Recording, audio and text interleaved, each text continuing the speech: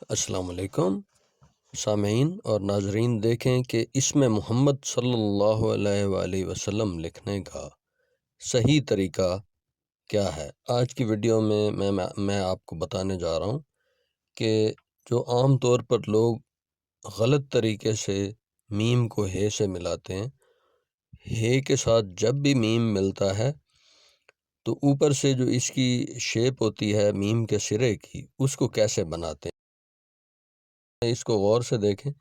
اکثر لوگ اس طرح غلط تحریر کرتے ہیں۔ میم کا سرا جب بھی ہے سے ملتا ہے تو اس کا سر اوپر کی طرف ہوتا ہے۔ میم کا سرا دیکھیں اور اس کی شیپ تھوڑی مختلف ہے قدرے۔ اچھا، ایک طریقہ یہ ہے، اس طرح بھی آپ لکھ سکتے ہیں، اور جو سینٹر والا میم ہے اس کو آپ گول کر کے بھی لکھ سکتے ہیں۔ یہ ہے بگنرز کے لیے۔ جو چھوٹے بچے ہیں ان سے یہ والا میم نہیں بنتا، تو ان کے لیے یہ ہے کہ وہ گول والا میم لکھیں گے۔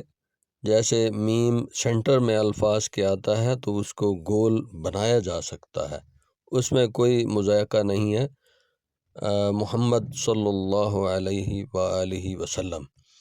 اچھا، اس میں آج آپ کو بتانے جا رہا ہوں کہ اس میں محمد صلی اللہ علیہ وآلہ وسلم صحیح طریقے سے کیسے لکھا جاتا ہے۔ اچھا، اس میں دو مختلف انداز تحریر ہیں۔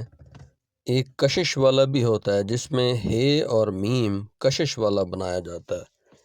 اب یہ دیکھیں، عام طور پر اس طرح بھی بچے اور بڑے لکھتے ہیں۔ ہو سکتا ہے بھئی آپ ایسے نہ لکھتے ہوں، اس سے بہتر انداز سے لکھتے ہوں، لیکن جو مین اس کی مسٹیک ہے، جو بنیادی مسٹیک ہے، وہ یہی ہے کہ الفاظ کو، کیونکہ شروع سے ہم نے سیکھا نہیں ہے حروف کی شیپ کیا ہوتی ہے، ان کے رولز اینڈ ریگولیشنز کیا ہوتے ہیں، ہم نے بس یوٹیوب سے دیکھا، بھئی جن لوگوں نے اچھا لکھا وہ ہمیں اچھا لگا لکھا ہوا دیکھ کر، اس کو ہم نے فالو کر لیا۔ حالانکہ اگر رولز کے مطابق آپ لکھیں گے تو آپ ہمیشہ کے لیے بہتر لکھیں گے۔ اب دیکھیں، میم جب کٹ مارکر سے لکھتے ہیں تو اس کی شیپ کیا ہوتی ہے۔ جو اوپر میں نے لکھا تھا وہ بگنرز کے لیے تھا، یہ نیچے والی لائن پہ میں لکھ رہا ہوں اس میں محمد صلی اللہ علیہ وآلہ وسلم، یہ ایڈوانسڈ لرنرز کے لیے ہے۔ جو اوپر والا لکھا ہوا ہے وہ بگنرز کے لیے اور نیچے والا ایڈوانسڈ لرنرز کے لیے ہے۔